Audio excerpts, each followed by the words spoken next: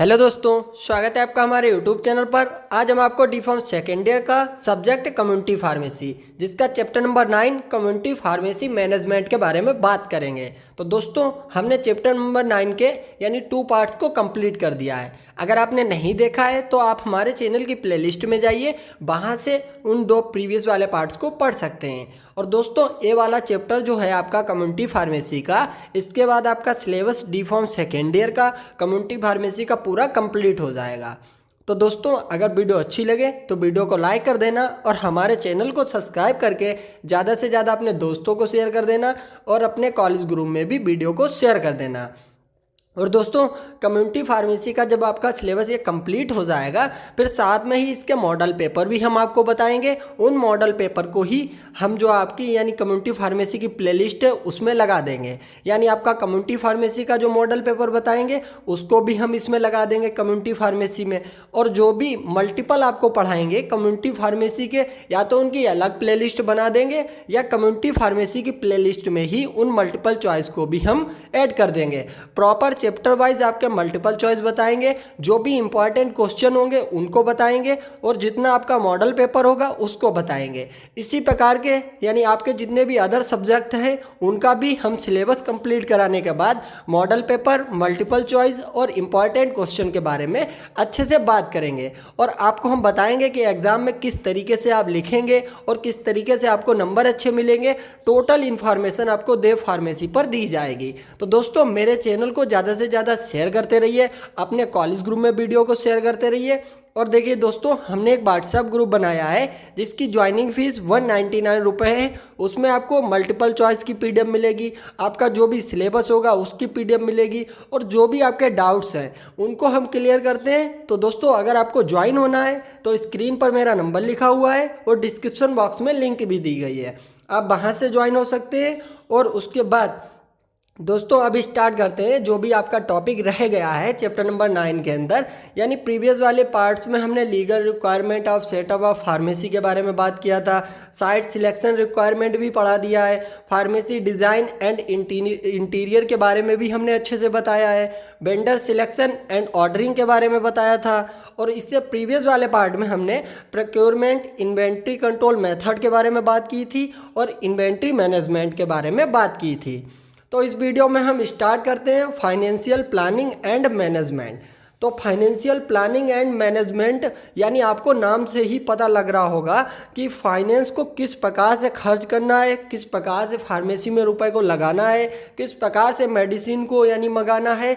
यह सब जितना भी फार्मेसी का खर्चा होता है, किस प्रकार से फार्मेसी को चलाएंगे और उसमें कितना रुपए लगाना है, यह सब यानी फाइनेंस की प्लानिंग करना, यही सब होता है आपका फाइनेंशियल प्लानिंग। और दोस्तों, जितना भी कंटेंट हम आपके लिए दे रहे हैं इतना आपके एग्ज़ाम के लिए सफिशेंट है। डी फार्म के एग्ज़ाम के लिए इतना कंटेंट सफिशेंट है। अच्छे से आप पढ़ेंगे और अच्छे से तैयारी करेंगे तो आपके बहुत अच्छे मार्क्स आएंगे।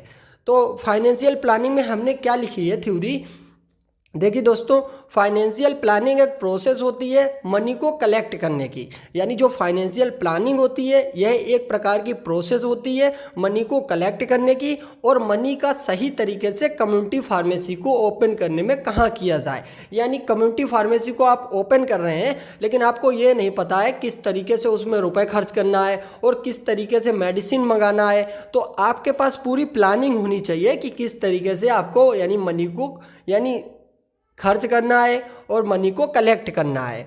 और इसमें लिखा है कि किस तरीके से फार्मेसी को रन करना है, इसी की प्लानिंग करना फाइनेंशियल प्लानिंग कहलाता है। तो दोस्तों, पहले से आप बजट तैयार करते हैं कि मेरे पास इतना बजट है, हमको फार्मेसी ओपन करना है, कौन कौन सी मेडिसिन मंगाना है, क्या क्या सुविधाएं फार्मेसी के अंदर रखनी है। तो ये सब होता है आपका फाइनेंशियल प्लानिंग। और इसमें हमने लिखा है पर्पज़ ऑफ फाइनेंसिंग, यानी जब फाइनेंसिंग की जाती है, फाइनेंसिंग का क्या उद्देश्य होता है, तो उसके बारे में बात करनी है। तो पहला पॉइंट इसमें हमने लिखा है फार्मेसी के लिए जगह खरीदने के लिए। यानी फाइनेंसिंग क्यों की जाती है, या तो आप किराए पे दुकान लेंगे या तो आप जगह खरीदेंगे, तो इसलिए जो है फाइनेंस किया जाता है यानी मनी को कलेक्ट किया जाता है। और पॉइंट नंबर 2 है फार्मेसी के लिए इक्विपमेंट को खरीदने में, यानी वहाँ पर जो रैक्स होंगी और जो भी फार्मेसी के अंदर खर्चा होगा उसको लाने के लिए फाइनेंस किया जाता है। यानी रुपए को इकट्ठा किया जाता है। और थर्ड वाला पॉइंट है सेल करने के लिए, मटेरियल खरीदने के लिए, यानी जो भी उसके अंदर ड्रग को आप भरेंगे यानी उसके लिए फाइनेंस करना होगा। इलेक्ट्रिसिटी बिल को भरने के लिए, अगर आपने दुकान किराए पे ली है तो उसका किराया भरने में, और उसके बाद अगर कोई आप अदर फार्मासिस्ट को रखते हैं तो उसको आपको सैलरी भी देना होगा। तो दोस्तों यही आपका पर्पज़ होता है फाइनेंसिंग का, यही उद्देश्य होता है, इसलिए आपकी फाइनेंसिंग की जाती है। और फाइनेंसिंग के सोर्स क्या क्या होते हैं? देखिए फाइनेंसिंग के सोर्स को हमने लिखा है, एक तो लिखा है हमने ओन्ड फाइनेंस, यानी ये ओनर का खुद का कमाया हुआ पैसा होता है या पार्टनर के साथ मिलकर पैसा लगाया जाता है किसी फार्मेसी को खोलने में। यानी ओन्ड फाइनेंस का मीन्स होता है या तो आप खुद का पैसा लगाकर फार्मेसी को ओपन करते हैं या आप किसी के पार्टनरशिप में फार्मेसी को ओपन करते हैं, उसका भी खुद का पैसा होगा, आपका भी खुद का पैसा होगा और आप फार्मेसी को खोलने में खुद का पैसा लगाएंगे।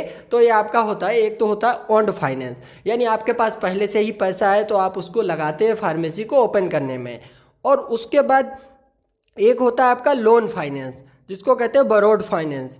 तो दोस्तों बरोड फाइनेंस क्या होता है? इसमें फार्मेसी को ओपन करने के लिए लोन लिया जाता है, यानी बहुत से लोन होते हैं जिनको लिया जाता है किसी काम को कंप्लीट करने के लिए। तो दोस्तों जो आपका यानी फार्मेसी होता है, इसमें फार्मेसी को ओपन करने के लिए लोन लिया जाता है। यह लोन बैंक से मिलता है या अदर फाइनेंशियल इंस्टीट्यूट से मिलता है। देखिए दोस्तों बहुत सी फाइनेंशियल इंस्टीट्यूट हैं जो कहती हैं हम कम ब्याज पर आपको लोन देंगे। तो दोस्तों इस प्रकार से लोन फाइनेंस भी होता है, कुछ ओन्ड फाइनेंस भी होता है। और ये आपका टॉपिक जो है फाइनेंशियल प्लानिंग एंड मैनेजमेंट, इसको हमने इतना कंप्लीट किया।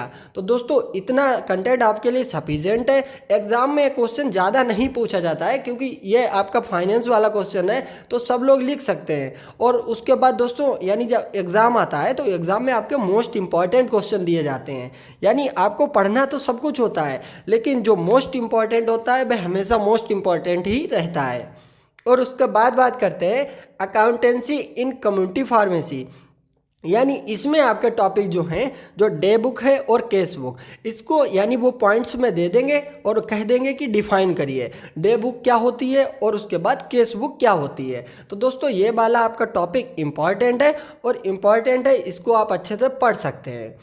तो इसमें क्या लिखा है? अकाउंटेंसी इन कम्युनिटी फार्मेसी, यानी डे बुक पढ़ना है आपको और केस बुक पढ़ना है। तो इसमें लिखा है अकाउंटेंसी एक प्रकार की प्रोसेस होती है जिसमें पैसे का हिसाब किया जाता है। दोस्तों आप अगर कोई भी दुकान चला रहे हैं, आपका कोई भी बिजनेस है या आप कोई फार्मेसी चला रहे हैं तो उसमें आपको अकाउंटिंग तो करनी होती है, यानी पैसों का हिसाब किताब तो आपको रखना ही होता है। अगर आप पैसे का हिसाब किताब नहीं रखेंगे तो आप कोई भी वर्क भी अच्छे से नहीं कर पाएंगे, अपना बिजनेस को रन नहीं कर पाएंगे। तो इसलिए अकाउंटिंग होती है एक प्रकार की प्रोसेस होती है जिसमें पैसे का हिसाब किया जाता है, इसमें प्रॉपर रिकॉर्ड को रखा जाता है। जो भी यानी प्रोडक्ट को आप बेचेंगे, जो भी प्रोडक्ट आपकी फार्मेसी में आएगा या किसी बिजनेस में आप प्रोडक्ट को मंगाते हैं तो उसका कितना पैसा आया, और किसी बिजनेस को चलाने के लिए अकाउंटिंग बहुत ज़रूरी होती है। कोई भी बिजनेस आप चलाएंगे तो उसके लिए अकाउंटिंग बहुत ज़रूरी होती है क्योंकि पूरा हिसाब किताब रखना होता है, कोई भी मिस्टेक ना हो। जितना प्रोडक्ट आप बेच रहे हैं तो उसका हिसाब रखना होता है। और उसके बाद दोस्तों जो भी आपका पैसे का हिसाब होता है उसको कहा जाता है अकाउंटिंग। और अकाउंटिंग की ज़रूरत क्यों होती है? देखिए दोस्तों आप खुद से सोच के देखिए अकाउंटिंग की क्यों ज़रूरत होती है। देखो अकाउंटिंग की ज़रूरत इसलिए होगी आपको, यानी आप पूरे मंथ अकाउंटिंग करते रहे, पूरा हिसाब किताब रखते रहे, मंथ के लास्ट में जो है आप पूरा एस्टीमेट निकालेंगे तो आप क्या पता करेंगे कितना प्रॉफिट हुआ कितना लॉस हुआ। हमारी फार्मेसी चल रही है तो हमको या तो फ़ायदा होगा या तो घाटा होगा। तो दोस्तों इसमें आपको प्रॉफिट एंड लॉस का पता लगाने के लिए यानी ज़रूरी होती है अकाउंटिंग। और to reduce and detect fraud, यानी फ्रॉड से भी बचा जा सकता है क्योंकि दोस्तों आपकी फार्मेसी में 2 से 3 फार्मासिस्ट हैं। तो दोस्तों अगर आप अकाउंटिंग अच्छे से कर रहे हैं, किसी प्रोडक्ट को बेच रहे हैं, उसका पूरा हिसाब रख रहे हैं तो उसमें कोई फ्रॉड नहीं हो पाएगा। अगर आप अकाउंटिंग अच्छे से नहीं कर रहे हैं तो आपको पता ही नहीं लगेगा कि कितने का प्रोडक्ट आया था, कितने का बेचा गया। उसके बाद इसको यानी फ्रॉड से भी बचाती है अकाउंटिंग जो होती है। टू मेंटेन एविडेंस, यानी जो भी प्रोडक्ट आप बेच रहे हैं उसका प्रॉपर आप रिकॉर्ड रख रहे हैं तो इसलिए यानी जो एविडेंस होते हैं, जो प्रूफ होते हैं, वह भी आपके अकाउंटिंग के माध्यम से बने रहते हैं।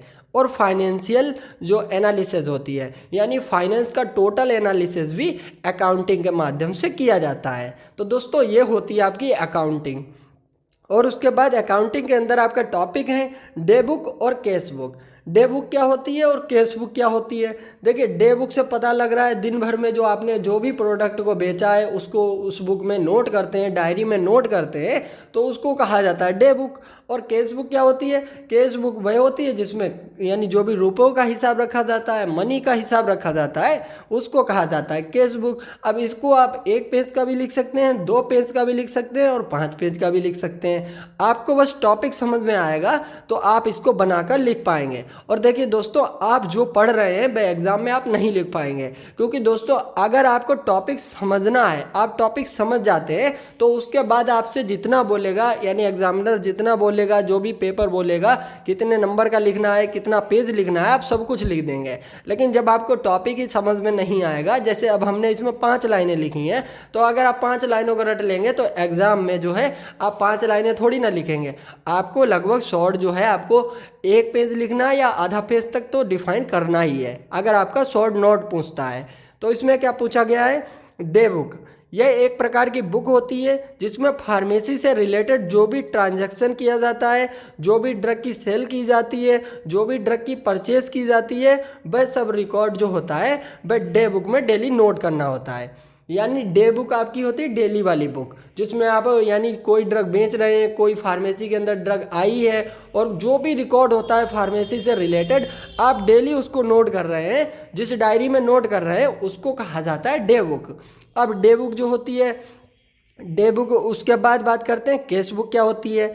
यह एक प्रकार की कैश बुक होती है, यानी जिसमें किसी भी बिजनेस के मनी के रिकॉर्ड को प्रॉपर रूप से मेंटेन किया जाता है। कोई भी बिजनेस आप कर रहे हैं उसका जो भी मनी का रिकॉर्ड है इस डायरी में यानी प्रॉपर मेंटेन किया जाता है, और इसमें किसी प्रोडक्ट के सेल एंड परचेज के पेमेंट का हिसाब होता है।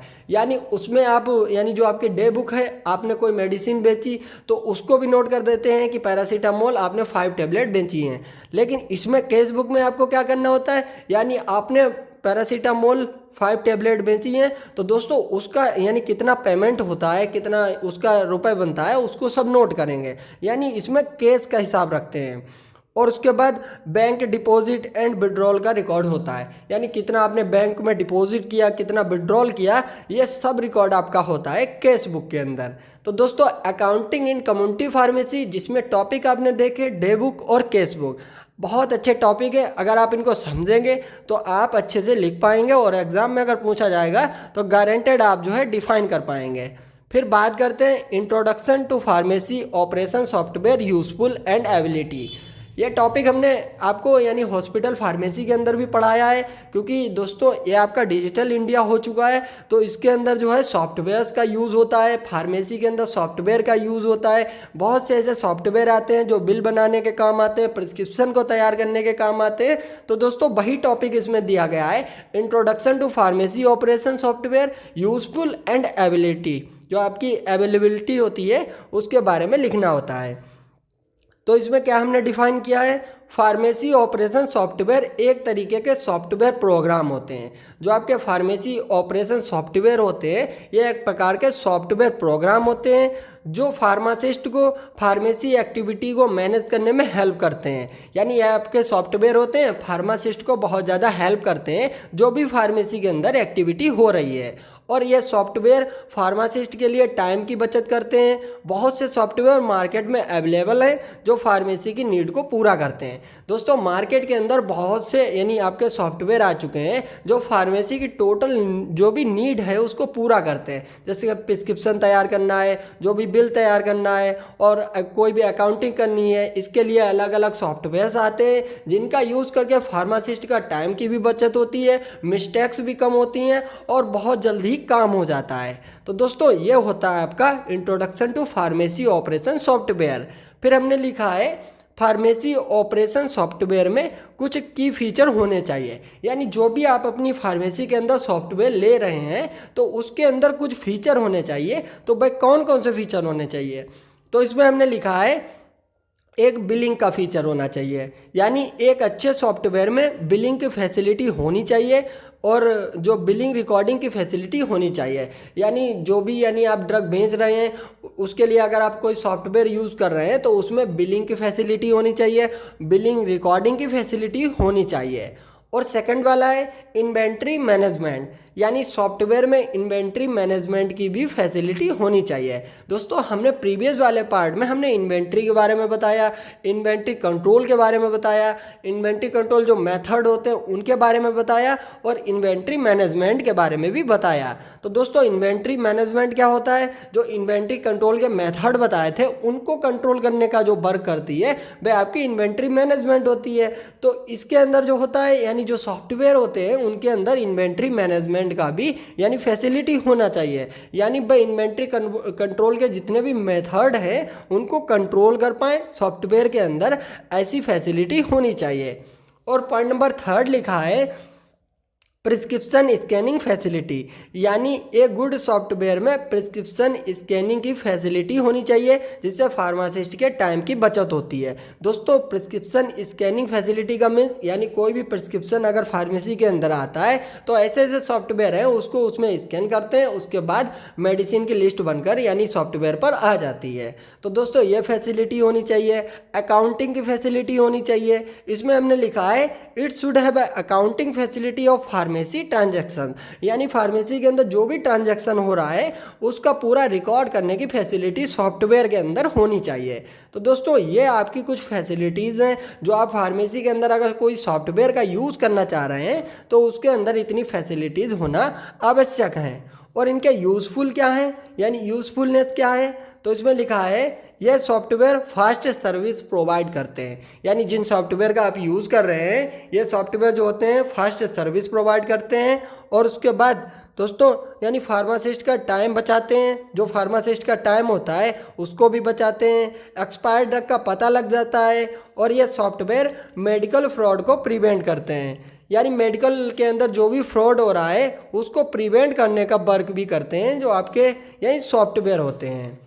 फिर बात करते हैं अवेलेबिलिटी के बारे में, यानी मार्केट के अंदर कौन कौन सा सॉफ्टवेयर अवेलेबल हैं। इसमें आपका इंटरप्राइज RX होता है, सर्नर रिटेल फार्मेसी होता है सॉफ्टवेयर, लॉजिक ERP होता है और बहुत से सॉफ्टवेयर होते हैं जो आपकी मार्केट के अंदर प्रेजेंट होते हैं। तो दोस्तों यानी जो आपका चैप्टर नंबर 9 है इसका पार्ट नंबर 3 जो है यहीं तक हम कंप्लीट कराते हैं और नेक्स्ट वीडियो में आपका बचा हुआ चैप्टर को पूरा कंप्लीट कर देंगे और कम्युनिटी फार्मेसी का आपका पूरा सिलेबस कंप्लीट हो जाएगा। तो दोस्तों अगर वीडियो अच्छी लगे तो कॉलेज ग्रुप में शेयर करो, अपने दोस्तों को बताओ और ज़्यादा से ज़्यादा लाइक करो, शेयर करो और कमेंट करो। वीडियो देखने के लिए धन्यवाद दोस्तों।